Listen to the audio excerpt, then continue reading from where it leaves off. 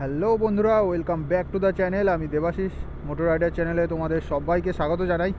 আজকের ভিডিওটা শুরু করছি বারুইপুর গোবিন্দপুরের কাছ থেকে। এখন আছি গোবিন্দপুরে, আর কিছুক্ষণ আগেই আমি গ্যাস ভরালাম। তো গ্যাস ভরানোর সঙ্গে সঙ্গেই একটা ভাড়া পেয়েছি, ইনড্রাইভে পেয়েছি ভাড়াটা। তো নিয়ে যাব হচ্ছে ধর্মতলা বাস স্ট্যান্ডের ওখানে, 250 টাকা ভাড়ায়। আর মোট 27 কিলোমিটার মতো রাস্তা আছে। তো যদি আমি মা ফ্লাইওভার দিয়ে যাই তাহলে 27 কিলোমিটার ড্রপ আছে। আর যদি আমি যাদবপুর থানা হয়ে ওই সাইড থেকে মানে ভেতর থেকে চলে যাই, সোজা রাস্তায় যাই, গড়িয়া হয়ে পুরো বাঘাযতীন হয়ে ওই দিক থেকে যদি যাই, মোটামুটি 24 কিলোমিটার ড্রপ আছে। তো ওই অনুযায়ী রাস্তাটা দেখিয়েছে, কিন্তু আমার কাছে তো সুবিধাজনক রাস্তা হচ্ছে আমার কাছে মা ফ্লাইওভার। তো দেখা যাক, প্যাসেঞ্জারকে বলবো যদি ভেতর দিয়ে যাওয়া যায়, আর নয়তো 10টা টাকা আরেকটু বাড়িয়ে চাইবো। তো চলো আগে প্যাসেঞ্জারকে পিক আপ করি, দেখতে থাকো। আশা করছি তোমাদের ভিডিওটা ভালো লাগবে। যদি ভিডিওটা ভালো লেগে থাকে একটা লাইক করো, কমেন্ট করো, এবং চ্যানেলে নতুন হয়ে থাকলে অতি অবশ্যই সাবস্ক্রাইব করো। তো আর এই ভিডিওটার মধ্যে তোমাদেরকে আমি দেখাবো যে আমার বাইকের কন্ডিশান কেমন আছে। এখনও পর্যন্ত 43,000 কিলোমিটার চালানো আছে আমার বাইক। তো সেই অনুযায়ী আমার বাইকের কন্ডিশান কেমন আছে সেইটাও তোমাদেরকে দেখাবো। তো বাইক কেমনভাবে মেনটেনেন্স করতে হয়, কেমনভাবে কি করতে হয় কম খরচায়, সেটাও বলবো তোমাদেরকে। তো চলো দেখতে থাকো, আশা করছি তোমাদের ভিডিওটা ভালো লাগবে। তো আগে প্যাসেঞ্জারকে পিক আপ করি, তারপর ড্রপ করি, তারপর তোমাদেরকে দেখাচ্ছি।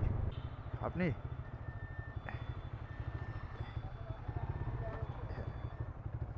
হ্যাঁ বেরিয়ে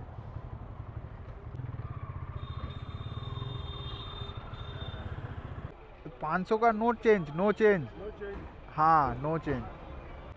Okay, take Scanner? me to Ascension bus stand. हाँ हाँ, Ascension. Asansol, Asansol bus stand. So I buy ticket, I get change. ठीक है, आप बैठिए। Now they said the bus which is going to Kitchen.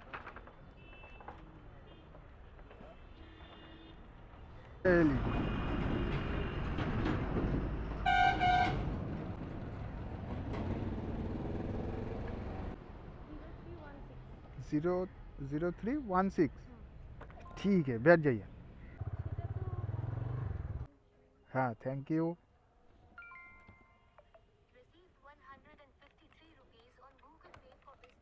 বন্ধুরা, প্যাসেঞ্জারকে ড্রপ করলাম।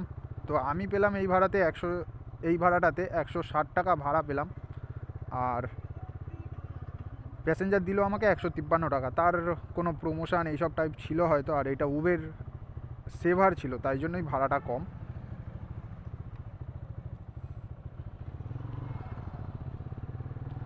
তো দেখা যাক আবার কোন দিক থেকে ভাড়া পাই। চলে এসেছি নিউ টাউনে, আর দুখানা ভাড়া আমি মেরে কমপ্লিট করলাম। তো ধরে নাও টোটাল আজকের আমার হাতে এসছে 250 টাকা, আর ওইদিকে 50 টাকা, 300, 400 টাকা আমার টোটাল পকেটে এসছে।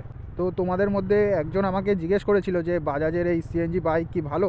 তো সেই অনুযায়ী তোমাদেরকে বলবো যে বাজাজ যে কোনো বাইকই ভালো।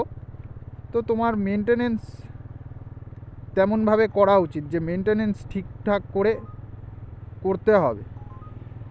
তো ঠিকঠাকভাবে সার্ভিস সব কিছু ঠিকঠাকভাবে করতে হবে। তো সব বাইকই ভালো, আর তেমনভাবে চালাতেও হবে। সবাইকেই বলবো যারা যারা তোমরা বাইক চালাচ্ছ, যে হঠাৎ কম গিয়ারেই হুশ করে জোরে চালিয়ে দিলে, ঠিক আছে, পিক আপ বাড়িয়ে দিলে হু করে গাড়ি যাচ্ছে, তো ওইগুলো করবে না। ওইগুলো করলে গাড়ির ইঞ্জিন ফিঞ্জিন তাড়াতাড়ি করে ক্ষতি হয়, সব কিছুই ক্ষতি হয় তাড়াতাড়ি।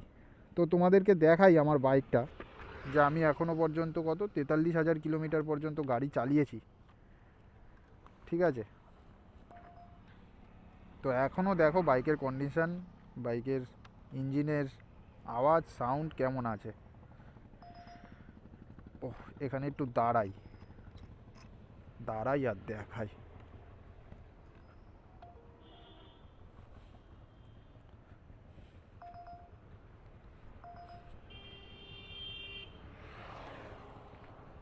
দেখো এই হচ্ছে আমার বাইকের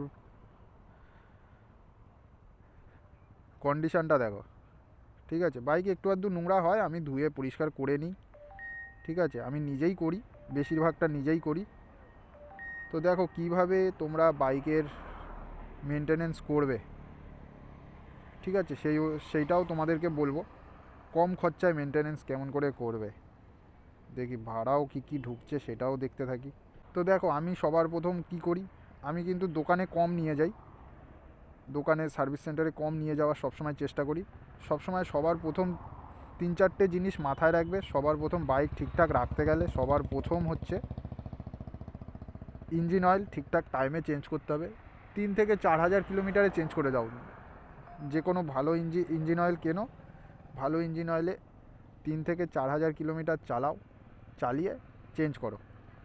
যদি কাজ করো প্রতিদিন চালাও, 3 থেকে 4 হাজার কিলোমিটার চালাও, চালিয়ে চেঞ্জ করো সবার প্রথম। তারপর হচ্ছে এয়ার ফিল্টার ঠিকঠাক রাখতে হবে, চেন পরিষ্কার ঠিকঠাক রাখতে হবে, চেন সবসময় লুব্রিকেট করে রাখতে হবে। যে চেন শুকিয়ে গেল ওই অবস্থাতে গাড়ি চালাচ্ছি, তো ওইগুলো যাতে না হয়। ওইগুলো হলে তোমাদেরকে দেখাই আমার চেনটাও দেখো, আমার চেনটা দেখো, দেখেছো কেমন হয়ে আছে।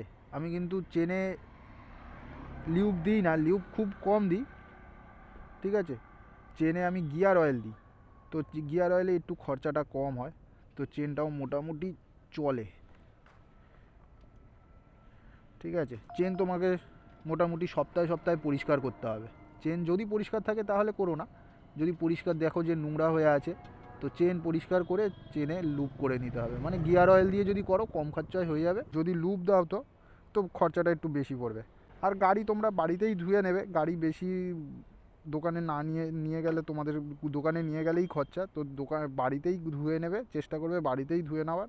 আর শুধুমাত্র দোকানে তোমরা তো বাড়িতে খুলতে পারবে না, দোকানে নিয়ে যাবে, নিয়ে গিয়ে সামনের চাকা আর পেছনের চাকা দুটো চাকা খুলিয়ে যেই বল বেয়ারিংগুলো আছে তার মধ্যে গ্রিস করাবে, শুধুমাত্র ওই গ্রিস করাবে। হয়তো এক একটা চাকা 50 টাকা করে নেবে, ঠিক আছে। 100 টাকায় তোমার পুরো সার্ভিস হয়ে গেল, ঠিক আছে। তুমি বাড়িতেই চেন ফেন পরিষ্কার করে নেবে, দুটো চাকা খুলিয়ে গ্রিস করাবে, চেনটা টাইট দিয়ে নেবে। আর ইঞ্জিন অয়েল তুমি পারলে নিজে চেঞ্জ করবে, না হলে দোকানে নিয়ে গিয়ে করবে। এই দেখো, আমি আবার এইটাও লাগিয়েছি যাতে নোংরা ফোংরা, যাতে কাদা ফাদা যাতে না ছিটকে, যাতে এর মধ্যে যাতে সকারে যাতে না লাগে। প্রথমেই ভেবে নিয়েছিলাম যখন গাড়ি আমি চালাবো, তো তখনই তো এত কাদা ছিটকাবে, সকার ফোকার তো পুরো কাদা হয়ে যাবে। তো সেই অনুযায়ী দেখো এইটাকে করে নিয়েছি, ঠিক আছে।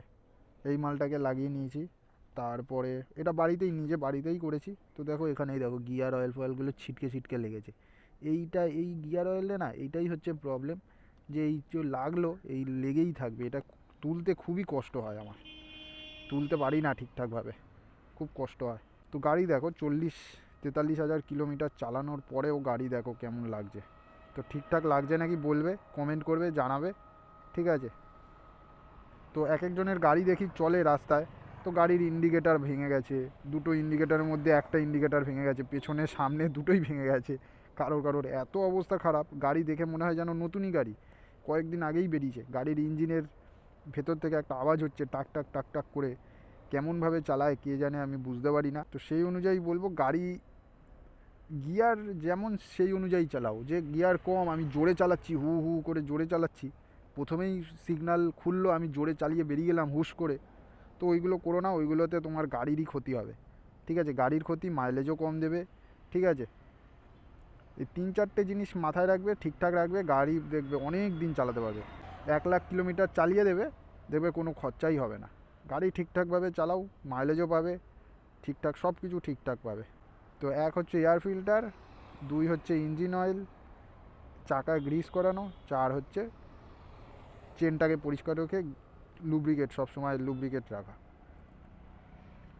তো এই 4টে জিনিসই মাথায় রাখো, দেখবে গাড়ি হেভি চলবে, হেভি ঠিকঠাকই থাকবে। আর ব্রেক প্যাড, ব্রেক শু তো খারাপ হলে ওটাকে চেঞ্জ করতেই হবে। আর তুমি যদি বাড়িতে এইসব কিনে নিতে পারো, এইসব নাট ফাট যেইগুলো দিয়ে খোলে, যেই সব রেঞ্জ ফ্রেঞ্জ দিয়ে খোলে, সেইগুলো যদি কিনে নিতে পারো, তুমি নিজেই বাড়িতে করে নিতে পারবে। আমি কখনো করিনি, আমি শুধুমাত্র ইঞ্জিন অয়েল চেঞ্জ করেছি, আর চেন পরিষ্কার করেছি, এয়ার ফিল্টার চেঞ্জ করেছি, এর বেশি আমি কিছু করিনি। চাকা খুলতে যাইনি, আমি ভয়ে খুলিনি, যদি না লাগাতে পারি ঠিকঠাকভাবে।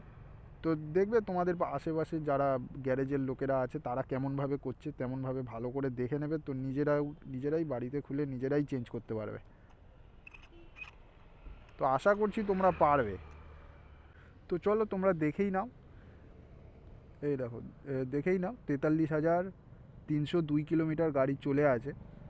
তো দেখা যাক লাস্ট পর্যন্ত কত গাড়ি চালাই। আর এখন আর ভিডিও করব না, একেবারে লাস্টে গিয়ে করব, কত কি আর্নিং হলো পুরোটাই দেখাবো। বন্ধুরা এখন ঘড়িতে সময় হয়েছে পুরো 2:45 আর আমার গাড়িও চলেছে 43,378 কিলোমিটার। আর এখনও পর্যন্ত আমার টোটাল আর্নিং হয়েছে 10-20 টাকা মতো হয়েছে, ঠিকঠাকভাবে হিসাব করিনি। তো এখন একটা ভাড়া পেলাম, নিয়ে যাব হচ্ছে সোনারপুর স্টেশনের ওইদিকে, 110 টাকায় নিয়ে যাব। আর 9 থেকে 10 কিলোমিটার মতো ড্রপ আছে। তো এইটাই মোটামুটি বলতে গেলে আমার লাস্ট অর্ডার মারছি। তো আজকের কাজ করেছি, কিন্তু মোটামুটি 3-4টে অবধি ঠিক আছে। আজকাল তো তেমন একটা অর্ডার থাকছে না, ঠিক 12টার পর থেকে 12টা-1টার পর থেকে আর কোনো অর্ডার তেমন নেই, চুপচাপ বসে থাকতে হচ্ছে। তো ভাবছি কালকে থেকে আরও তাড়াতাড়ি আসবো, কালকে থেকে মোটামুটি ভোর 6টা নাগাদ চলে আসতে হবে। তো তোমরা তো জানোই যে কয়েকদিন আগে আমার বাইকটা খারাপ হয়ে গেছিলো। খারাপ বলতে গেলে ইঞ্জিন ফিঞ্জিন তো খারাপ হয়নি, খারাপ হয়েছিল তলার ওই শকারের যেই বুশগুলো থাকে ওই সবগুলো খারাপ হয়ে গেছিলো। কারণটা আমি পরে বুঝতে পেরেছি যে কয়েকদিন আগে আমি জলের মধ্যে পুরো গাড়ি চালিয়েছিলাম। তো তোমরা তো জানোই যে খুব বৃষ্টি হয়েছিল, পুরো কলকাতায় পুরো জল জমে গেছিলো, সেই অবস্থাতে কাজও করেছি। তো ওই ভেতরে না, তোমাদেরকে দেখাই কি করে, এই যে দেখো, তোমরা দেখতেই পাচ্ছ যে এই জায়গাটা, এই সব ভেতরে জল ফল ঢুকে গেছিলো। ঢুকে গিয়ে তো সব যে লুব্রিকেটগুলো করা থাকে গ্রিস দিয়ে, তো ওইগুলো পুরো জল ঢুকে পুরো একদম লুব্রিকেশনগুলোকেও খারাপ করে দিয়েছিলো, মানে গ্রিস ফ্রিস দেওয়া আছে যে ওইগুলোকেও খারাপ করে দিয়েছিলো আর জং ফেলিয়ে দিয়েছিলো। তো তারপরেই ওই জায়গাটা ওইটা খারাপ হয়ে গেছে। তো এরকম যদি শকার থাকে, এরকম টাইপ যদি কারোর যদি শকার থাকে, একটুখানি জল ফল বাঁচিয়ে চালাতে হবে, যাতে গাড়ি যাতে জলের মধ্যে না ডুবে যায়, ওই জায়গাটা যাতে না ডুবে যায়, ওটা তোমাদেরকে একটুখানি ভেবে চিন্তে চালাতে হবে। নয়তো আমার গাড়ি ঠিকঠাকই থাকতো। তো পরে এইটা বুঝতে পেরেছি।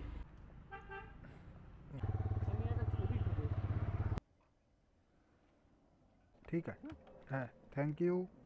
বন্ধুরা প্যাসেঞ্জারকে ড্রপ করে দিলাম।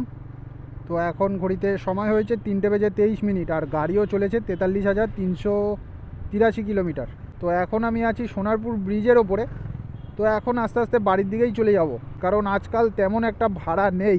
1,160 টাকা আজকের টোটাল আর্নিং হয়েছে। তো ধরে নাও এখান থেকে ওই 900 টাকা মতো নিজের এসছে, 900 থেকে 950 টাকা মতো নিজের এসছে। তো ঠিকই আছে, কালকে থেকে আরও তাড়াতাড়ি আসবো। আর আজকের এসছিলামও দেরি করেই, 8টার সময় বাড়ি থেকে বেরিয়েছি। তো 8টা থেকে বিকেল 3টে পর্যন্ত ভালোই কাজ হয়েছে। তো তোমরা বুঝতেই পারলে, যদি তোমরা বাইক মেনটেনেন্স কম খরচায় যদি করতে চাও, তো নিজেকেই একটুখানি খাটতে হবে। তো ঠিকঠাক থাকবে বাইক, একদম পুরো ঠিকঠাক থাকবে। আর বাইক চালাবে একদম স্মুথ চালাবে, যাতে ইঞ্জিনের ওপরে প্রেশার না পড়ে। তো এইগুলো হচ্ছে নিয়ম, যাতে বাইক তুমি লং টাইম ধরে যদি চালাতে চাও, তো এরকমভাবেই তোমাকে করতে হবে। তো চলো, ভিডিওটা আজকের মতো এই পর্যন্তই। আশা করছি তোমাদের ভিডিওটা ভালো লেগেছে। ভিডিওটা আজকের একটু অন্যরকম ছিল। যদি ভিডিওটা ভালো লেগে থাকে একটা লাইক করো, কমেন্ট করো যদি কিছু জানা থাকে, এবং চ্যানেলে নতুন হয়ে থাকলে অতি অবশ্যই সাবস্ক্রাইব করো। তো প্রত্যেক দিনের মতো আজকেরও বলবো, সুস্থ থাকো, ভালো থেকো এবং সদা সর্বদা আমার এই ছোট্ট চ্যানেলের সাথে জুড়ে থেকো।